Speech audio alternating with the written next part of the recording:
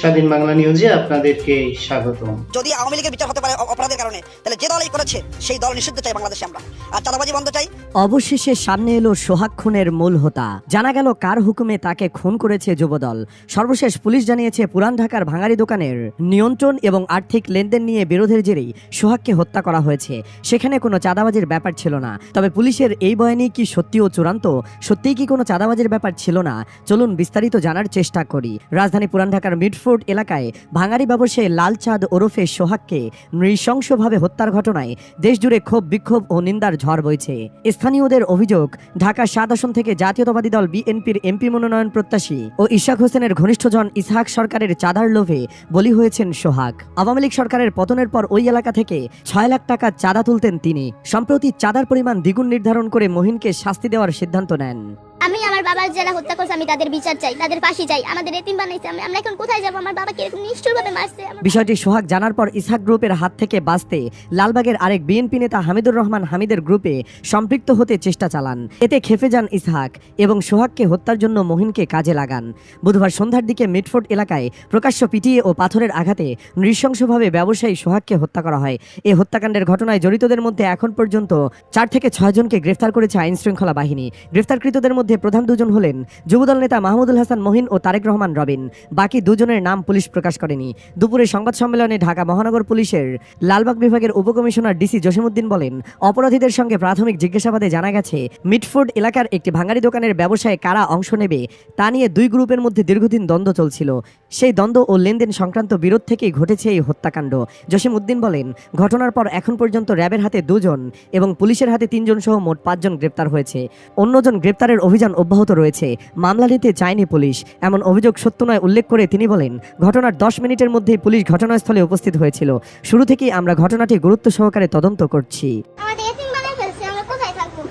আমার বাবাকে কিভাবে নিষ্ঠুরভাবে আঘাত করছে, পাথর দিয়ে কিভাবে মারছে। জসিমউদ্দিন বলেন, আমরা কোনো রাজনৈতিক বিবেচনা থেকে এই মামলার তদন্ত করছি না।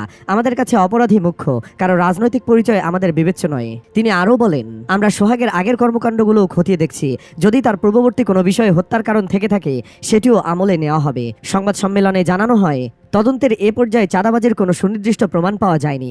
যতটুকু তথ্য মিলেছে সবই পারস্পরিক ব্যবসায়িক দ্বন্দ্ব এবং আর্থিক লেনদেন ঘিরেই। তার মানে তিনি চাঁদাবাজির বিষয়টি অস্বীকার করছেন, অথচ যুগান্তর পত্রিকার চাঁদাবাজির বিষয়টি জোরালোভাবে ছাপানো হয়েছে। তাতে ঘটনার জন্য ইশাকের ঘনিষ্ঠজন ইসহাককে দায়ী করা হচ্ছে। সোহাগের স্ত্রী লাকি বেগম বলেন, তারা প্রতি মাসে 2 লাখ টাকা করে চাইতো। আমার স্বামী দিতে চায়নি, ওরা ওর দোকানও নিতে চেয়েছিল। শেষমেশ আমার স্বামীকে পাথর দিয়ে মেরে ফেললো। এখন আমি 2 সন্তান নিয়ে কিভাবে বাঁচবো? সোহাগের বোন সাজিদা বেগম বলেন, আমার ভাই 15 বছর ধরে ব্যবসা করছিল। চাঁদা না দেওয়ায় ওদের রাগ ছিল, বারবার হুমকি দিত। এক পর্যায়ে ডেকে নিয়ে গিয়ে মারধর করে, পাথর দিয়ে মাথায় আঘাত করে মেরে ফেলে। তার মানে এখানে স্পষ্টভাবেই চাঁদার বিষয়টি আছে, তবে সেটি অন্যদিকে মোড় ঘুরিয়ে দেওয়া হচ্ছে।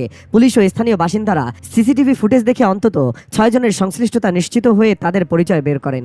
এর মধ্যে সারোয়ার হোসেন টিটু চকবাজার থানা যুবদলের সাবেক সদস্য, তার বাসা কেরানীগঞ্জের জিঞ্জিরায়। অপু দাস চকবাজার থানা ছাত্র দলের সদ্য সাবেক সাধারণ সম্পাদক। মনির হোসেন মিডফোর্ড হাসপাতালের আউটসোর্সিং কর্মচারী হিসেবে কাজ করেন এবং নান্নু অ্যাম্বুলেন্স ড্রাইভার। স্থানীয়দের অভিযোগ, ক্ষমতার পট পরিবর্তনের পর আসামিরা মিডফোর্ড হাসপাতালে নিম্নপদের কর্মচারী সহ বিভিন্ন অস্থায়ী পদে চাকরিতে নিয়োগ, ঔষধ ব্যবসায়ীদের কাছ থেকে চাঁদাবাজি ও ফুটপাত থেকে বড় অঙ্কের চাঁদা আদায় করে আসছেন। আসামিদের সঙ্গে মিডফোর্ড হাসপাতালের জনৈক পরিচালক এবং বিএনপি নেতা মরহুম নাসিরউদ্দিন পিন্টুর স্ত্রী নাসিমা আক্তার কল্পনার সঙ্গে ছবি দেখা গেছে। নিহতের পরিবার সূত্রে জানা যায়, সোহাগের বয়স যখন মাত্র 7 মাস তখন বজ্রপাতে মৃত্যু হয় তার বাবা আইয়ুব আলীর। এরপর জীবিকা নির্বাহের তাগিদে মা আলিয়া বেগম, শিশু সোহাগ ও তার আরও 2 কন্যা সন্তানকে নিয়ে বরগুনা ছেড়ে রাজধানী ঢাকায় পাড়ি দেন। ওই সময় থেকেই সোহাগ ঢাকায় বসবাস করতেন। তিনি দীর্ঘদিন ধরে ঢাকার মিডফোর্টে মেসার্স সোহানা মেটাল নামে একটি দোকান চালিয়ে জীবিকা নির্বাহ করে আসছিলেন। ওই ব্যবসা প্রতিষ্ঠান থেকে প্রতি মাসে 2 লাখ টাকা চাঁদা দাবিকে কেন্দ্র করেই অভিযুক্তদের সঙ্গে দ্বন্দ্ব শুরু হয় তার। চাঁদার টাকা দিতে রাজি না হয় একসময় সোহাগের ব্যবসা প্রতিষ্ঠান তালাবদ্ধ করে দেয় অভিযুক্তরা। বুধবার বিকেলে বাসা থেকে ডেকে নিয়ে চাঁদার দাবিতে সোহাগকে আটকে রেখে দফায় দফায় চাপ প্রয়োগ করা হয়। এতেও চাঁদা দিতে অস্বীকৃতি জানালে সোহাগকে নির্মম ও নিষ্ঠুরভাবে পাথর মেরে হত্যা করা হয়। নিহত সোহাগ তার স্ত্রী সন্তান নিয়ে ঢাকার জিঞ্জিরা কদমতলী কেরানীগঞ্জ মডেল টাউন নামক এলাকায় বসবাস করতেন। তার গ্রামের বাড়িতে কেঁদে কেঁদে তার মেয়ে বলেন, আমরা এখন এতিম হয়ে গেছি, আমরা এখন কোথায় গিয়ে দাঁড়াবো?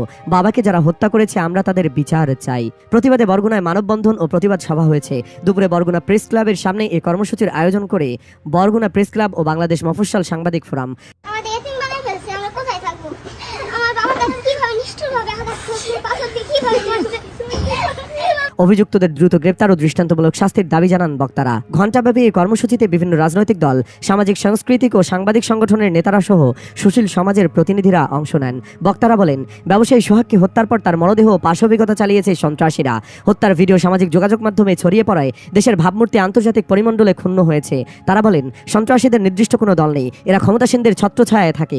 দলীয় পদপদবি দিয়ে তাদের পৃষ্ঠপোষকতা দেওয়া হয়। ভাইরাল হলে সাময়িকভাবে বহিষ্কার করা হলেও পরে আবার ফিরে আসে। দেশের সন্ত্রাসীদের দৃষ্টান্তমূলক শাস্তির নজির নেই বললেই চলে। অভিযুক্তদের দ্রুত গ্রেপ্তার ও দৃষ্টান্তমূলক শাস্তির দাবি জানান বক্তারা।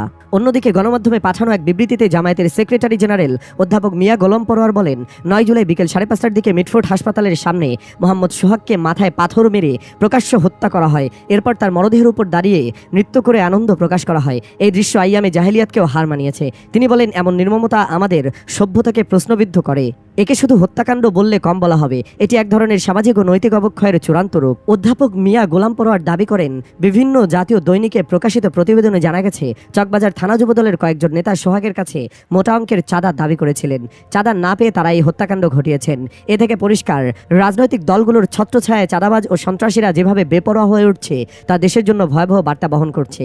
তিনি বলেন, এ ঘটনা আবারও প্রমাণ করে এইসব ফ্যাসিবাদী মনোভাবের রাজনৈতিক দলগুলোর হাতে জনগণের জানমালের নিরাপত্তা নেই। সরকারকে দোষীদের বিরুদ্ধে কঠোর ব্যবস্থা নিতে হবে এবং দেশের শান্তি শৃঙ্খলা বজায় রাখতে কার্যকর পদক্ষেপ নিতে হবে। বিবৃতিতে নিহত সোহাগের আত্মার মাগফেরাত কামনা করেন এবং তার শোকাহত পরিবারের প্রতি গভীর সমবেদনা জানান।